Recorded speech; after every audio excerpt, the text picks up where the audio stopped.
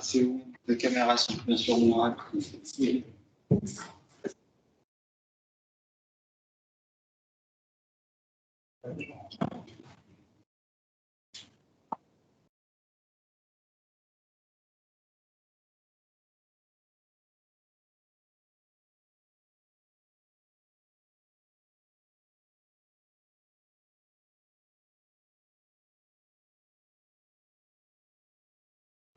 Bonjour à tous. Merci pour nous rejoindre pour le séminaire de jeunes de CNX. Nous accueillons Kassem du 12e et aussi de Lama à Gustave Eiffel qui va nous parler de Atomic Decomposition of a Positive Compact Operator on LP. C'est pas? Oui, bonjour à tous. Merci, déjà, merci à Simon d'avoir accepté que je vienne présenter un petit peu de ma thèse. Et merci à tous pour être venus, y compris des gens du Lama qui sont venus exprès pour ça. Alors, aujourd'hui, je vais vous parler de la décomposition d'atomes d'un opérateur compact positif sur LP. Alors, avant de vous expliquer en détail ce que ça veut dire, on va commencer par une petite disons, motivation sur pourquoi est-ce que je regarde des opérateurs compacts positifs et le genre de propriétés que j'ai besoin d'avoir dessus. Donc, ce qu'on va regarder, c'est une motivation en épidémiologie.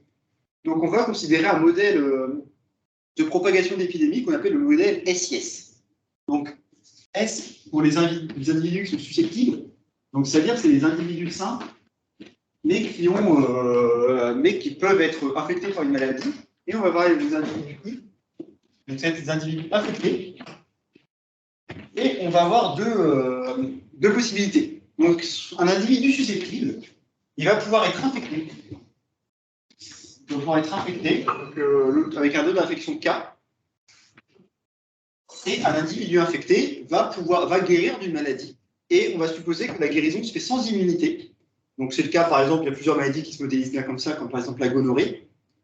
Et c'est-à-dire que s'il n'y a pas d'immunité, si un individu guérit, il va retourner directement dans le bac susceptible et donc il va pouvoir être réinfecté à nouveau. Donc ça va se faire avec un taux qu'on appelle gamma. Maintenant, en reprenant ce qu'a fait, pour ceux qui le connaissent, Dylan dans sa thèse, on va introduire un ensemble oméga, qui est un ensemble de features, de caractéristiques, et on va séparer la population en fonction de cette caractéristique dans oméga. Donc, cette fois, le taux d'infection, il va dépendre des individus, du type des individus de départ et des individus d'arrivée, et le taux de guérison, il va dépendre du type des individus qu'on concerne.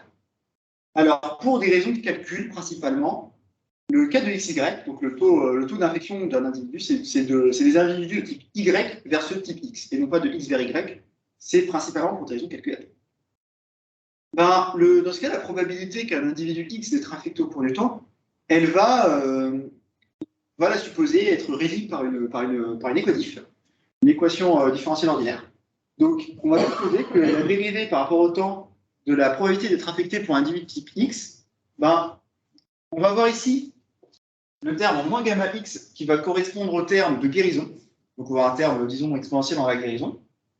Là, on va avoir une intégrale qui va correspondre à l'intégrale sur tous les types Y possibles d'un côté, le type, d'un côté, la capacité d'infection des individus de type Y envers ce type X, et de l'autre côté, la proportion d'individus de type Y qui sont infectés. Et le tout, on va le pondérer d'après la constante logique que si tout le monde est infecté, il n'y a plus personne infecté. On va le pondérer par ce 1 moins Tx. Alors, le 1 moins UT, le 1 moins UTX, c'est ce qu'on appelle la loi d'action de masse. C'est pas... comment dire? Il y a débat pour savoir si c'est ce terme-là qu'il faut prendre ou pas. Pour le moment, on va dire que c'est lui. Pour le moment, on va dire que c'est lui. Et en tout cas, ça marche bien. Et donc, maintenant, venons un petit peu plus à ce qui nous intéresse. Donc, je remets juste ici l'équation sous la forme un peu simplifiée. Je réexpliquerai plus tard le terme de TK. Donc, on réécrit cette équation sous cette forme-là. Et nous, ce qui nous intéresse, ça va être de décrire ce qu'on appelle les équilibres endémiques. Les équilibres, ça correspond à lorsque le D rond T là, est égal à 0. Donc, en fait, un équilibre, c'est qui? Je vérifie l'équation. gamma g égale à moins g fois tt. Et donc, un petit calcul vraiment pas du tout difficile montre que si g est un équilibre, c'est seulement si, en changeant le cas par un autre truc un peu plus compliqué, on a quelque chose de la forme t de gamma g égale à gamma g. Et donc ça, c'est ce qu'on appelle un vecteur propre. Gamma g, vecteur propre.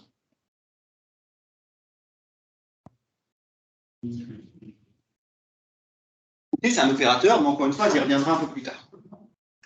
Et donc, finalement, notre étude d'équilibre endémique, ça devient une étude de vecteur propre positif. Parce que G est une fonction positive, et comme gamma, c'est un taux qui est positif, gamma G est positif.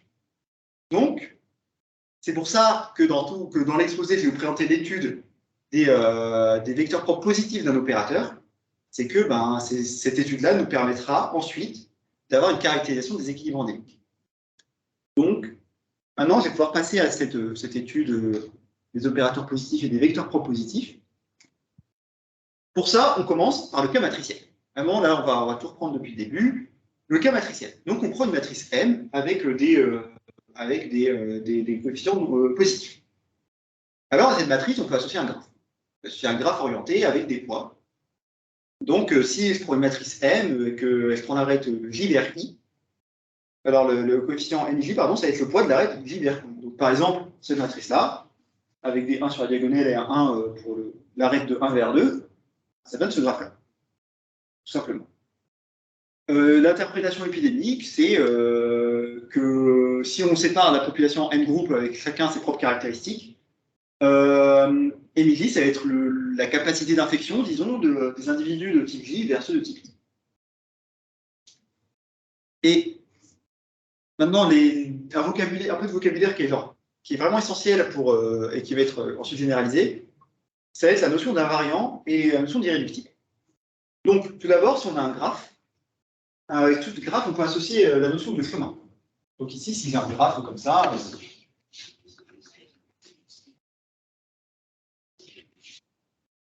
genre de graphe, on peut parler de chemin. Donc un chemin, un chemin, ça va être juste, on suit des flèches.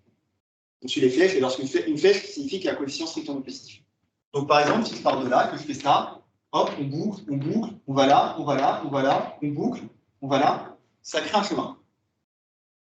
Et donc, à partir de cette notion de chemin, on peut définir la notion d'invariance. Donc ça, je vais l'écrire au tableau parce que c'est important. Et que dans la suite, on va y revenir. Donc, on dit qu'un ensemble est invariant si il n'y a pas de chemin qui part de l'ensemble vers l'extérieur. Donc, A invariant. Si tout chemin commence en A,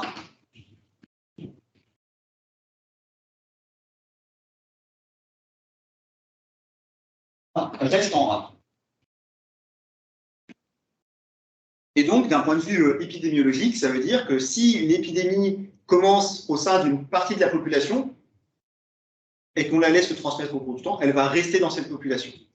Et ensuite, co-invariant, c'est si le complémentaire est invariant. C'est-à-dire que si aucune épidémie qui vient de dehors ne peut rentrer dans l'ensemble. Et on va dire que la matrice est irréductible si les seuls invariants, c'est tout le monde ou personne. Si les seuls invariants sont tout le monde ou personne. Et donc, avec ces histoires de chemin, ouais, c'est bon, ça marche. Ok. Et donc, dans le cadre matriciel, et j'insiste, ça ne marche que dans le cadre matriciel, dans le reste, ça va être un peu plus compliqué. Être irréductible, c'est la même chose que, en partant de n'importe quel sommet, on peut en atteindre n'importe quel autre. Voilà. Maintenant, on arrive au sacro-saint théorème de Perron-Frobenius. Alors là, tous les probabilistes y connaissent, ils sont ravis de le voir. Si pour une matrice M, on appelle le rho de M le rayon spectral, alors, on considère une matrice M avec des coefficients négatifs, des positifs, pardon. Alors, le premier résultat qui est vraiment le cœur de Perron-Frobenius, c'est que le rayon spectral, c'est une valeur propre, et qu'en plus, elle est reliée à un vecteur propre positif. Vecteur propre, donc chaque entrée est positive. Ça, et typiquement, le vecteur propre, c'est typiquement, pour ceux qui font des probas, ça va être la mesure invariante, si on regarde les choses. Maintenant, on suppose en plus que la matrice est irréductible. Et là, on a beaucoup plus de résultats. Donc, premier résultat supplémentaire, le rayon spectral est forcément strictement positif. Deuxième résultat, la valeur propre, le rayon spectral est une valeur propre simple, dans le sens où la dimension des noyaux itérés vaut 1. Troisième résultat, qui pour le coup vraiment le plus important, non seulement le fameux vecteur propre positif relié à ρ de m, toutes ces composantes sont strictement positives, et en plus, à une constante près, il n'y a qu'un seul vecteur propre positif. Et ce résultat d'unicité, il est très très important. Ce théorème de Perron-Frobenius, il est bien, mais on peut essayer de l'améliorer. Oui. Très bien. En fait, tu regardes la. En fait, ça c'est pour dire que si tu veux, ta suite de noyaux utérés, elle stationne à 1. Enfin, stationne. Ouais, mais du coup, en fait, a priori, ta suite de noyaux utérés pourrait augmenter en dimension petit à petit. Ouais, moi je comprends. Et du coup, si elle est stationnaire à partir de 1, enfin, c'est. Si tu veux, j'aurais pu l'écrire pour tout cas supérieur ou égal à 1. Tiers de L lambda IB, voilà, puissance K plus 1, c'est égal à la puissance K. C'est la suite de l'utéré stationne, premier, et en plus, il y a une dimension 1. C'est ça. Et donc, deux améliorations possibles pour Perron-Frobenius. Le premier, c'est partir du cas matriciel, enlever cette histoire de dimension finie, et dans ce cas, on va devoir parler d'opérateur. Deuxième amélioration, qui est celle sur laquelle j'ai vraiment travaillé, si on enlève l'irréductibilité. Dans ce cadre, il va falloir définir des sortes de composantes irréductibles, ce qui pour des matrices correspond à aux composantes connexes des graphes. Et ensuite, on va essayer de les définir. On a plein de façons de le faire. Et dans ce cas, l'objectif final, ça va être de caractériser l'ensemble des vecteurs propres, fonctions propres, à partir de maintenant, positives pour un opérateur positif. Maintenant, je vais vous présenter un peu ce cadre en dimension infinie, ce que ça veut dire, ce que veut dire être en dimension infinie, quel opérateur on regarde. Donc, je vais me limiter à un cas particulier, de ce qu'on appelle les opérateurs à noyau, noyau kernel en anglais. Donc, on prend oméga, qu'on suppose être un espace mesure finie, on va dire qu'un noyau, c'est juste une application linéaire, enfin une application mesurable d'oméga carré dans R+. Et dans ce cas, lorsque c'est possible, on peut définir l'opérateur à noyau associé. C'est très classique. Juste, on prend F, et en n'importe quel X, on regarde l'intégrale de KXY et de Y. Et finalement, si on regarde avec les matrices, ça correspond en réalité, pour des matrices, à une matrice M, je peux associer l'application X donne NX. Et bien, à un noyau K, j'associe l'opérateur TK. C'est exactement pareil.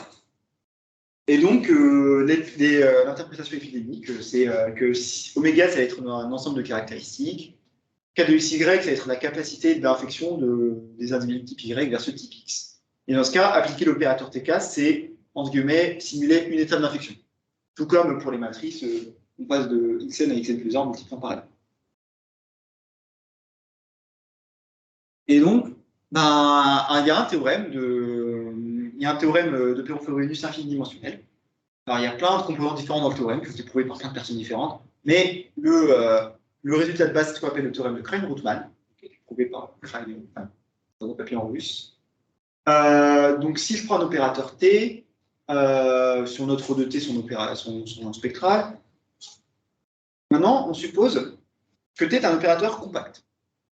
J'insiste sur quoi? Alors, compact, si vous savez ce que c'est, ok, c'est cool. Si vous ne savez pas ce que c'est pas grave.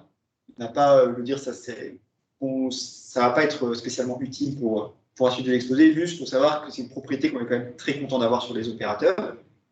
Donc, si T est un opérateur compact, positif sur LP, donc oui, alors j'ai oublié, dire qu'un opérateur est positif, ça veut dire que si en entrée, on met une fonction positive, alors en sortie, on a une fonction positive.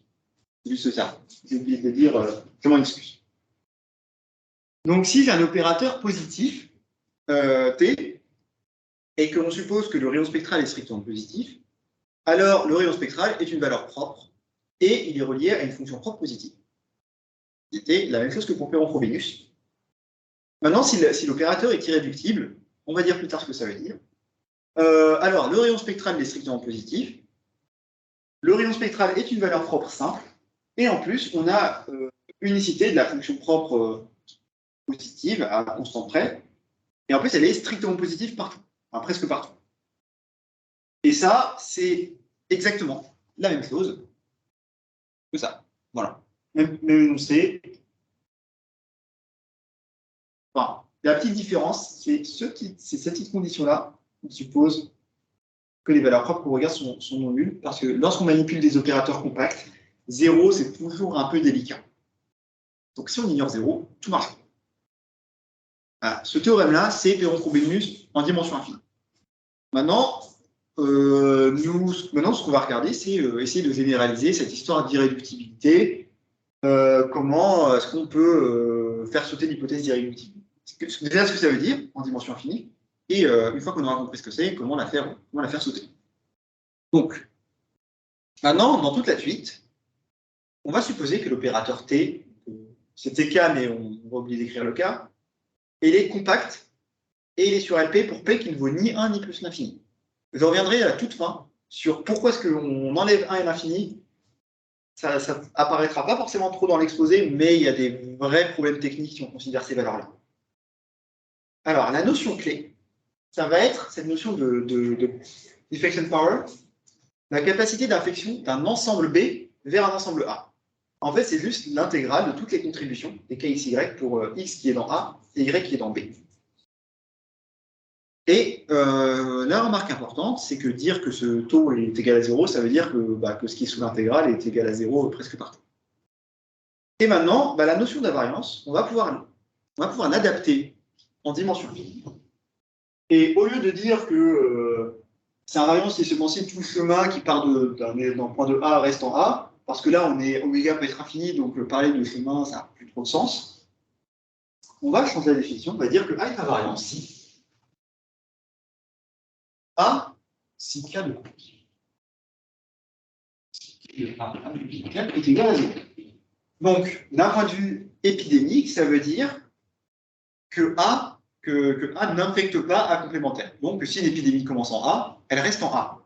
C'est exactement, c'est la même intuition qu'avant. Et dans ce cas, non, je le dis après, oui, je le dis. On parlera un peu plus tard de l'irréductibilité. Alors, et donc ça définit une nouvelle notion d'invariance. Maintenant, à partir de la notion d'invariance, on peut naturellement se poser la question, j'ai un ensemble A, c'est quoi le plus petit invariant qui contient A? Donc dans le sens, si j'ai une épidémie qui commence en A, quel va être le futur de l'épidémie? Où est-ce qu'elle va? Qui est-ce que cette épidémie va infecter? Par exemple, si je vais prendre cet ensemble égal à A, ça c'est égal à A, eh bien on va regarder tous ceux qui vont être infectés à partir de A. Donc on va apprendre toutes les flèches qui sortent, donc là c'est celui-là qui va être ajouté. Donc il va y avoir ces trois-là. Et ces trois-là ensemble, c'est ce qu'on va appeler le futur de A. Le futur de A pour l'épidémie. Et donc la définition du futur, c'est juste le plus petit invariant qui contient A. Et on peut définir de la même chose le passé, l'épidémie, comme le plus petit co-invariant qui contient A. Donc co-invariant, c'est juste un invariant, mais où on met des flèches dans l'autre sens. Et donc le futur de A, entre guillemets, c'est simplement l'ensemble des individus qui vont être infectés par épidémie et qui pourront être infectés par une épidémie commençant A. Et le passé de A, c'est tous les individus qui pourraient potentiellement infecter quelqu'un dans A. Ok. Maintenant, avant de parler d'irréductibilité en tant que telle, je vais juste faire deux petits mots sur la restriction. Donc la restriction d'un opérateur, je vais en avoir besoin plus tard, c'est juste dire que au lieu d'intégrer sur tout oméga, on intègre sur oméga prime plus petit. Et au lieu de considérer les x sur oméga, on considère des x sur oméga prime. Donc ça revient juste à dire que dans F, enfin ça revient juste à dire que dans F, on considère que les valeurs dans oméga prime et dans T de l'opérateur, on considère que les valeurs dans oméga prime. Où oméga prime, c'est un sous-ensemble de oméga. Et donc, on a un critère d'invariance pour oméga prime qui revient à dire que A n'affecte pas oméga prime privé de A. Et que ce qui se passe en dehors d'oméga prime, ça ne nous intéresse plus du tout. En fait, l'idée de la restriction, c'est que si je veux restreindre, disons que ces deux-là, c'est mon oméga prime, et que je veux restreindre à ces deux-là, ben, on enlève complètement, on efface complètement tout ce qui n'est pas dans oméga prime. Hop, tout ça, ça s'en va. Et maintenant, ben, toutes les flèches qui arrivaient ou sortaient de quelque chose qui est en dehors, on les enlève. Et donc, ça va être ça, mon graphe restreint à oméga prime, pardon.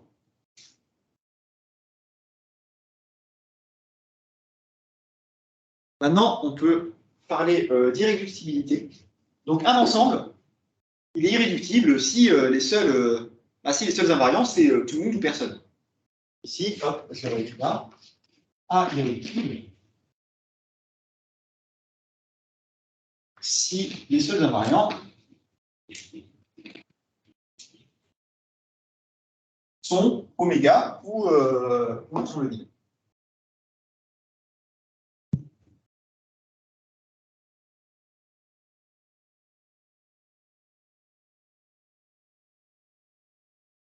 Maintenant, alors, une autre définition. Il y a encore plein de définitions pour 2 slides et après, promis, c'est fini. Promis, c'est fini, on va faire le truc le plus sympa. Autre définition, c'est ce qu'on appelle la notion d'admissible.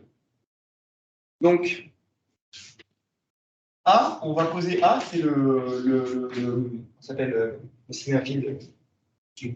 L'attribut, merci. L'attribut engendré par les invariants. Bon, c'est un objet, il est compliqué à décrire en pratique. Hein. Il est vraiment compliqué à décrire.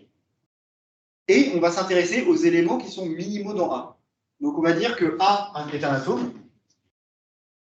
Alors, c'est un atome au sens de Schwartz, parce que c'est lui qui a trouvé les définitions. Si, tout d'abord, on va supposer qu'il y a une mesure strictement positive, on ne s'intéresse pas à l'ensemble vide, et ben, pour tous les appartenant, pour tous les qui sont dans cette tribu, si B est inclus dans A, alors ben, c'est que soit B égale A, soit B égale l'ensemble vide.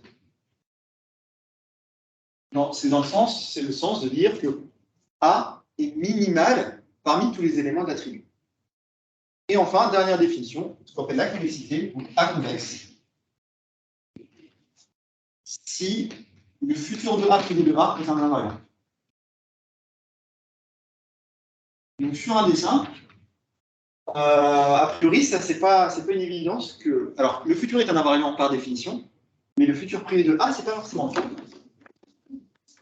Je vais refaire un dessin de ce qui n'est pas convexe. Donc ici, A,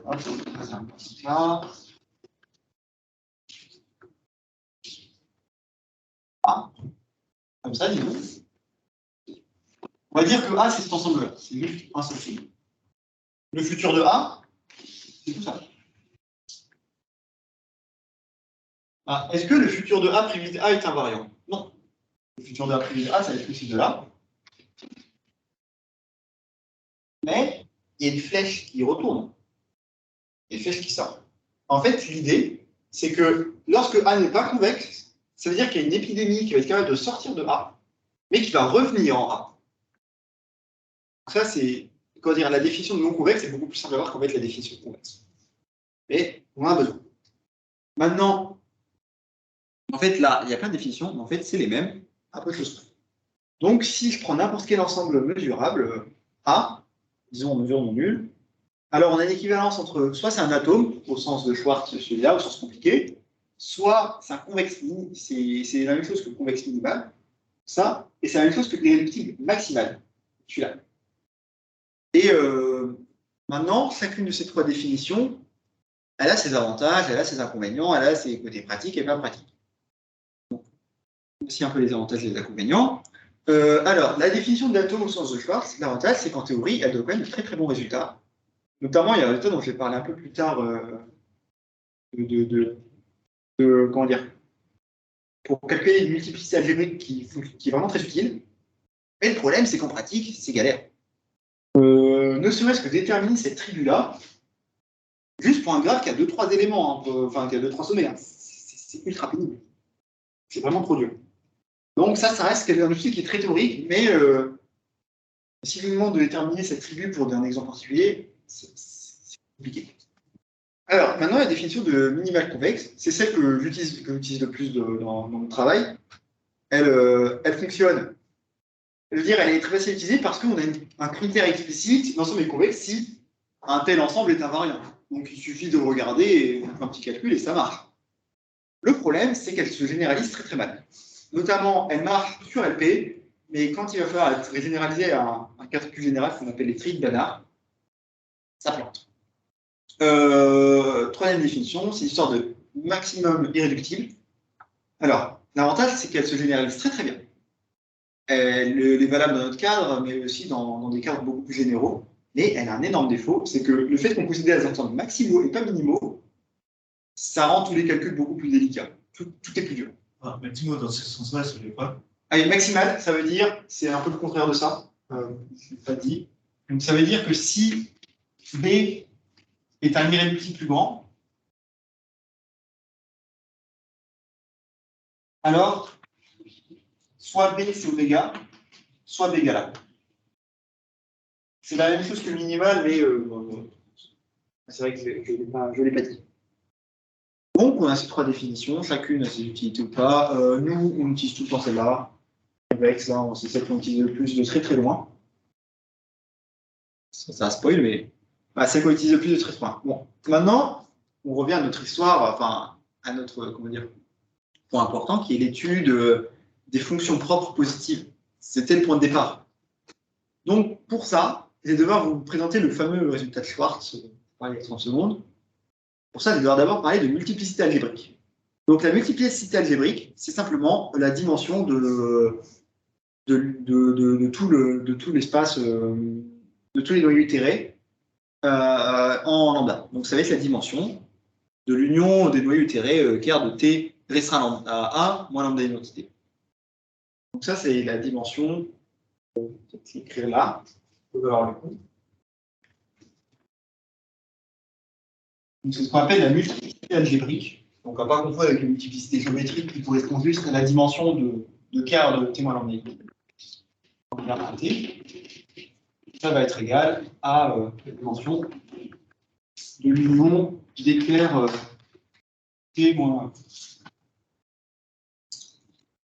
t restreint à moins lambda identité.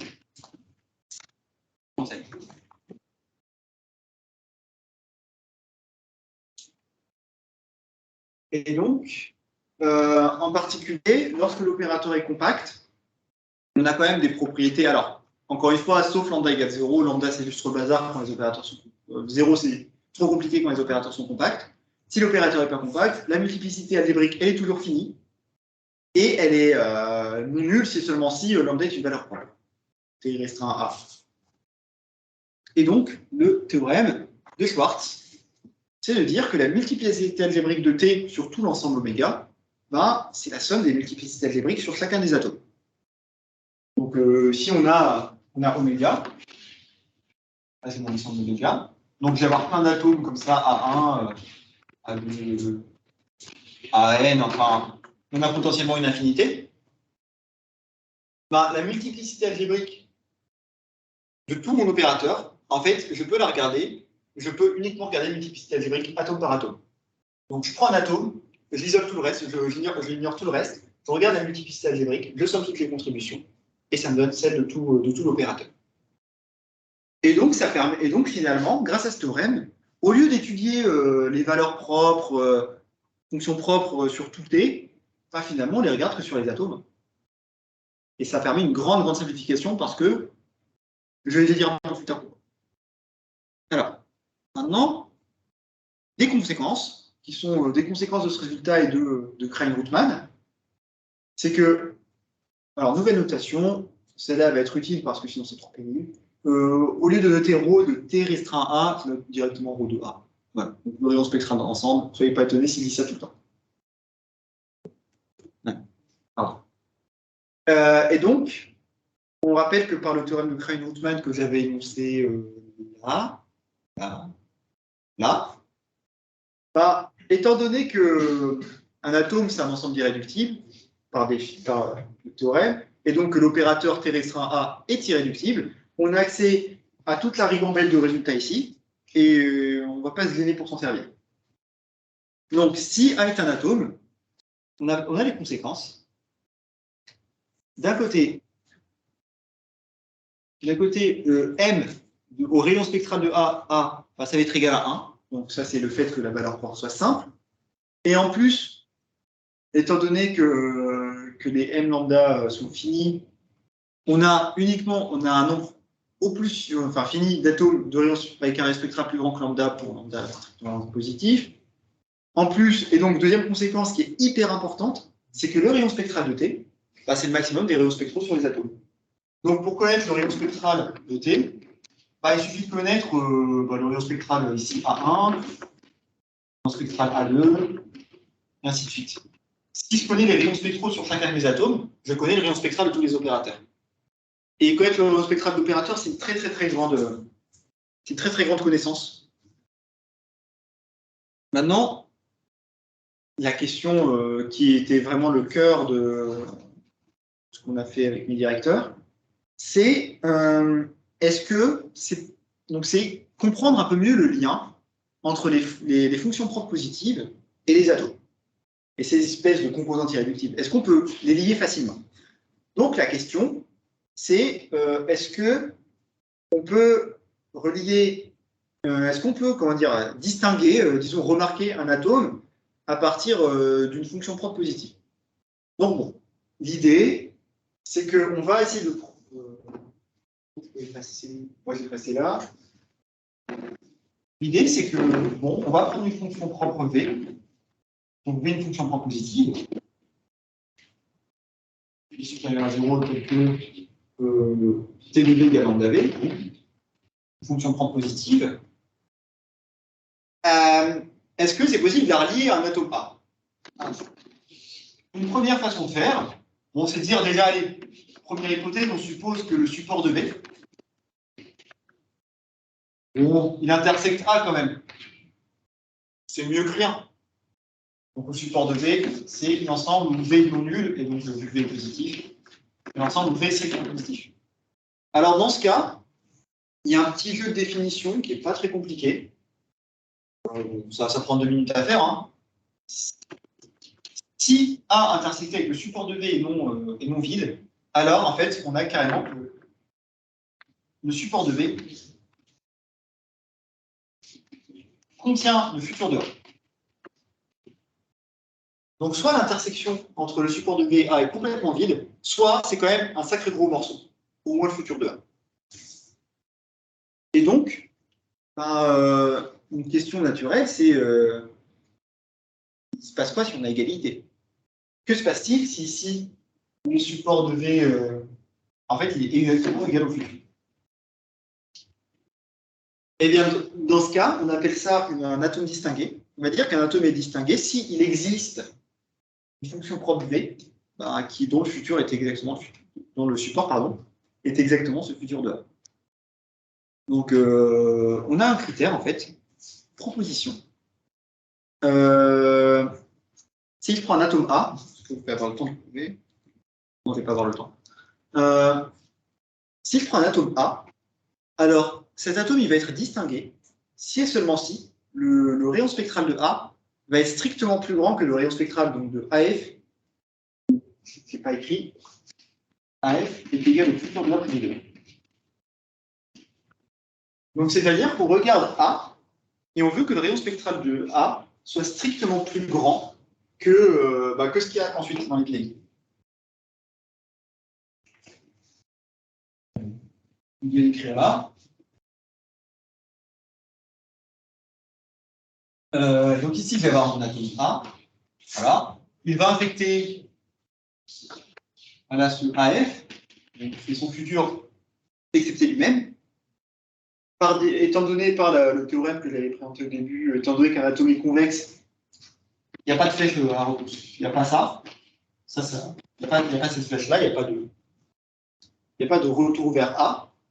Et donc, ce qu'on veut, la condition qui nous intéresse, c'est que le rayon spectral ici doit être plus grand que le rayon spectral là. C'est la condition sine qua non pour avoir un vecteur propre V qui a un support égal au futur de A. Et si c'est le cas, ben en fait, ce vecteur propre positif V est unique. Non seulement il est unique, et en plus, on a lambda égale le rayon spectral de A. Donc, ça nous donne quand même beaucoup d'informations. Déjà, on a l'information de l'unicité qui est quand même très, très, très importante. Et puis, on a l'information qu'il n'y a pas... Il y a une information de quelle est la valeur propre à laquelle est relié V. Donc, alors, il y a 2 slides de preuve, on va sauter. Hop. On va s'intéresser maintenant, maintenant qu'on a regardé quels sont les liens entre les fonctions propres positives et ces atomes. La question, c'est sous quelles conditions est-ce que ça existe, tout simplement, ces fonctions propres positives. Et surtout, est-ce que si je prends un lambda positif, est-ce qu'il va exister une fonction propre positive reliée à lambda? Il a été prouvé par Zhang et Victory qu'en fait, lambda va être relié à une fonction propre positive si et seulement si il existe un atome distingué. Donc, atome distingué, c'est-à-dire atome qui vérifie ρ de A strictement équivalent que ρ de AF. Et qui va avoir un rayon spectral ρ de A égal à lambda. Ça, c'est le résultat de Zhang et Victory, qui date quand même un petit peu, une trentaine d'années. Nous, on a un peu raffiné en disant que si c'est le cas, alors on a une base explicite de l'ensemble des fonctions propres positives. Donc, pour trouver, donc c'est le théorème en bas, on va faire un dessin, c'est plus simple.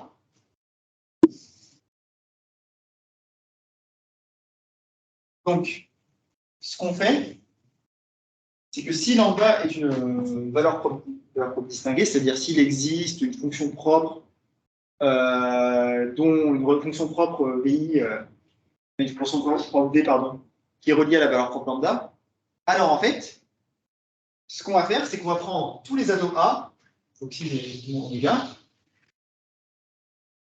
on va prendre tous les atomes AI qui vont être distingués et de rayon spectral lambda. A1, A2, AN.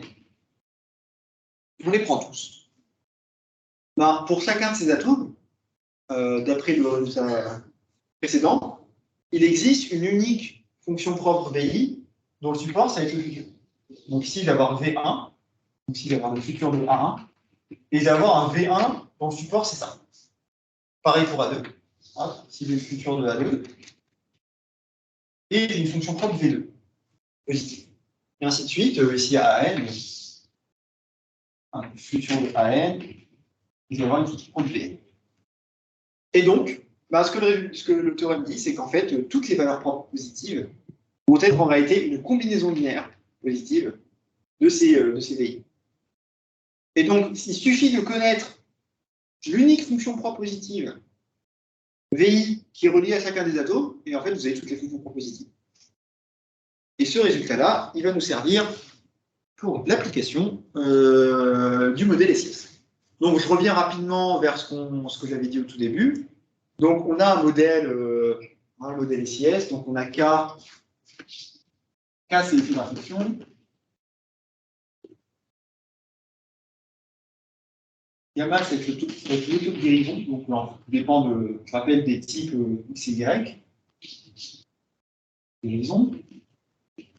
Donc on avait cette équation là, on avait quoi diff, donc déronté, dérivé de U par rapport au temps, c'est 1 moins U, T de U moins gamma U, avec une condition initiale du 0 qui est entre 0 et 1.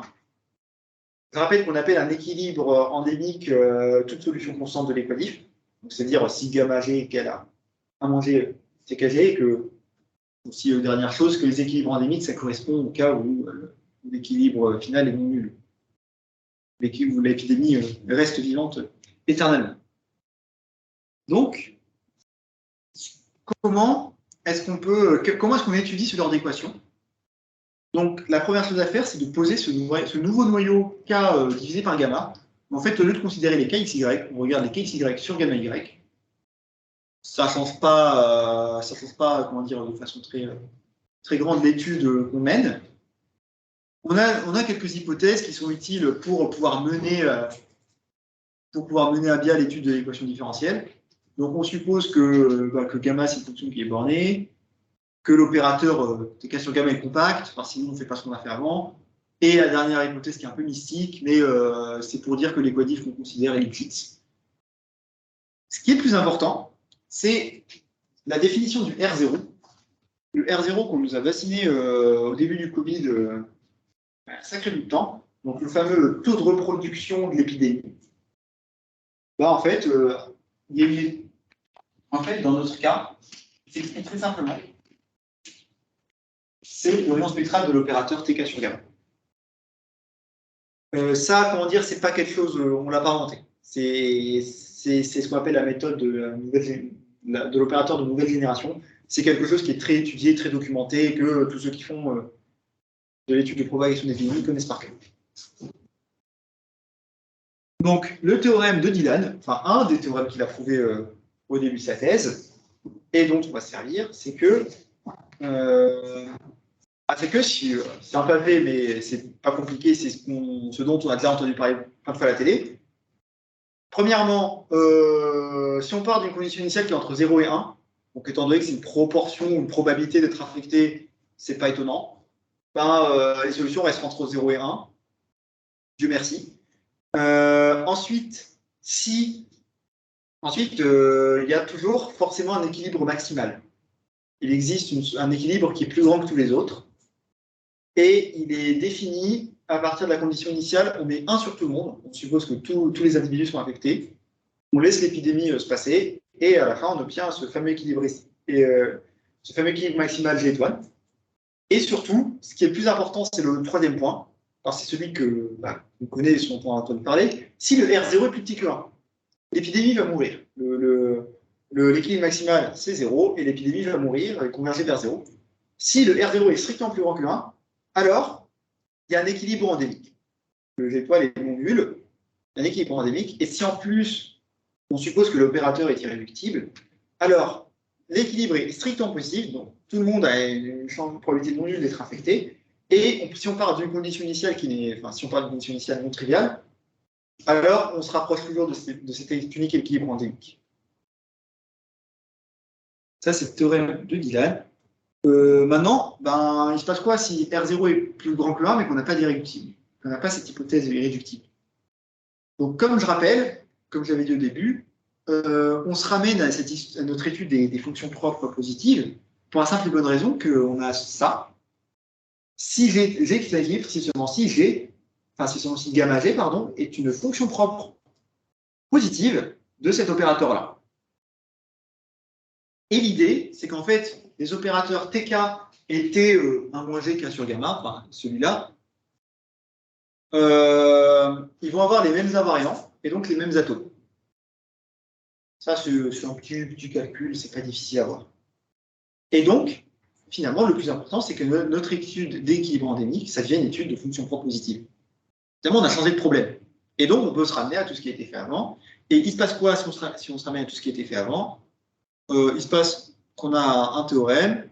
Alors, le théorème, il va dire que si, petite définition, on va dire qu'une famille d'atomes, c'est une antichaîne, si en fait aucun atome n'infecte l'autre. Si aucun atome ne peut en infecter un autre. Si j'ai un atome A1 ici et A2 là, il n'y a pas de flèche comme ça, et il n'y a pas de flèche comme ça. Voilà, ces atomes ne se regardent pas du tout. Et donc, le théorème, il a 2 parties. Première partie, tout équilibre. Si on regarde le support de n'importe quel équilibre endémique, son support, c'est une union de futurs d'atomes. Qui en soi vraiment pas trivial. Et où les atomes ont des R0 strictement plus grands que 1. Inversement, si on a des atomes dont le R0 est strictement plus grand que 1, il existe un unique équilibre maximal. Il existe un unique équilibre dont le support, c'est exactement ce qu'on veut. Ça, c'est notre généralisation une partie de ce qu'on a fait partie de la généralisation du résultat de Dylan. Bon, maintenant, dernière slide, quelques petites généralisations possibles. Donc, première chose, là, je l'ai exposé avec un opérateur TK ou en tout cas est un noyau. En fait, ça marche si K et si T, c'est juste un opérateur, pas un noyau, mais un opérateur plus général. Et ça marche aussi s'il est à puissance compacte au lieu de compact. Pareil, sauf pour le modèle SIS, ça marche en remplaçant mesure sigma fine. Tout ça, c'est juste du détail calculatoire en plus. C'est juste pénible à écrire. Deuxième question, P égale 1 ou P égale plus infini? Je vais dire en 2 mots, pourquoi est-ce que P égale 1 et P égale infini, c'est trop bon. On l'a pas fait. C'est une question de dualité. En fait, ce qui est caché enfin, qui n'est pas du tout dans la slide, mais qui apparaît très souvent, c'est que on utilise aussi beaucoup P étoile, le dual. Et maintenant, on sait que sur LP, si P est différent de plus l'infini, alors le dual de LP, c'est LP. C'est isomorphe à LP. Ça marche que si P, c'est pas l'infini. Si P égale l'infini, ça devient faux. Donc tout d'abord, rien que pour cette question-là, P égale l'infini. C'est pas possible. Mais maintenant, il y a beaucoup de résultats. Donc ça veut dire qu'on démontre des résultats sur T avec LP qui ne vaut pas l'infini. LP qui vaut pas l'infini. Mais ces résultats sur T, on s'en sert aussi beaucoup sur T étoile. Donc, Q, il ne faut pas non plus Q égale l'infini. Q égale l'infini, ça passe pas. Parce que ces théorèmes, on ne peut pas utiliser sur T étoile. Et donc, Q égale l'infini, pardon, c'est P égale 1. Et donc, c'est pour ça que P égale 1, ça saute aussi. Et enfin, dernière chose, il y a des généralisations possibles. On travaille un peu dessus, c'est compliqué. On n'est plus sur LP, on est ce qu'on appelle des trig banards. C'est une généralisation. C'est compliqué. Voilà. Merci pour votre attention. C'est venu.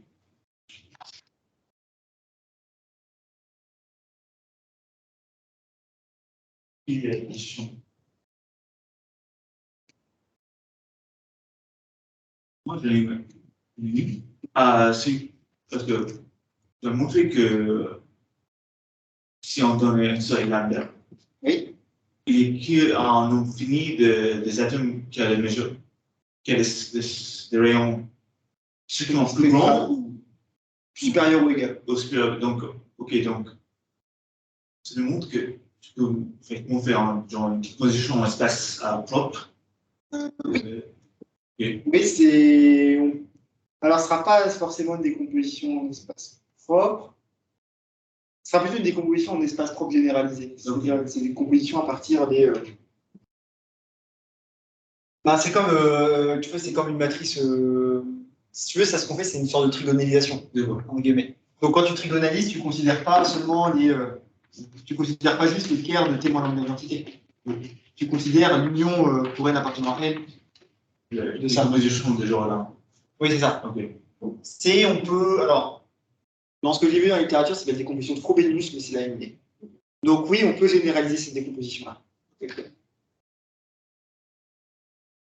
Et est-ce que tu as le même truc que genre un autre modèle à Frobenius où on a. En fait, on n'a pas de disponibilité. Mais si on a une disponibilité, on a le même truc que un autre modèle. Oui, si on retrouve le résultat. C'est normal vu qu'on s'en sort. Oui, non, pour le coup, on retrouve ce qu'on fait, si la matrice est irréductible, enfin si l'opérateur est irréductible, il n'y a qu'un seul atome, qui est tout le monde. Et dans ce cas, oui, on retrouve tous les résultats. Tu sais aussi que tous les autres valeurs propres sont négatives. 0. Alors, les autres valeurs propres, elles sont complexes, non positives. Okay. Après, il y a des résultats en plus, c'est-à-dire que si le genre de résultat qu'on a en plus, donc j'avoue que je n'ai pas trop regardé, c'est qu'on peut avoir des trucs du genre, si l'opérateur est irréductible, et que, qu'il y a des petites propriétés en plus, mais si c'est irréductible, donc j'avoir ici j'ai mon X là, mais ici 0 de t. Donc je trace le cercle ici. Alors, en fonction des hypothèses qu'on met, on a soit et qu'on regarde toutes les valeurs propres des lambda dans le spectre unité, telles que la valeur absolue de lambda est égale à rho. Donc ceux qui vont être sur ce cercle, les valeurs propres périphériques. Donc selon les opérateurs, selon ce qu'on a, soit il n'y en a pas, à part rho de t, soit elles sont des racines de l'unité. Ouais, ici quand même, c'est symétrique. Ça, c'est les racines de l'unité.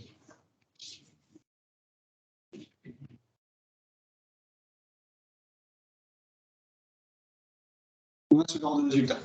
C'est-à-dire que ça, je ne connais pas assez, mais on a quand même beaucoup de résultats si l'opérateur est irréductible sur les valeurs propres qui sont exactement sur le cercle.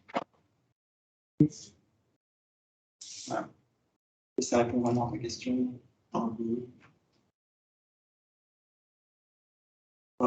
Une question? En tout cas, merci Kassem. Merci. Vous pouvez mettre